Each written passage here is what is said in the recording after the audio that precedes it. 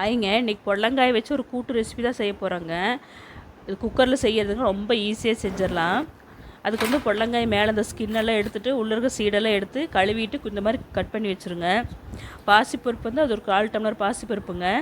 கடலைப்பருப்பு வந்து ஒரு 1/4 மணி நேரம் ஊற வச்சுருங்க. கடலைப்பருப்பை ஒரு குக்கரில் கட் பண்ண பொடலங்காய், பாசிப்பருப்பு, கடலைப்பருப்பு வந்து ஒரு 20 நிமிஷம் ஊறின கடலைப்பருப்பு, கொஞ்சம் மஞ்சத்தூள், கொஞ்சம் உப்பு போட்டுருங்க. அது முழுகிற அளவுக்கு தண்ணி ஊற்றிடுங்க. குக்கரை மூடி நல்லா ஒரு 2 விசில் கொடுத்துருங்க.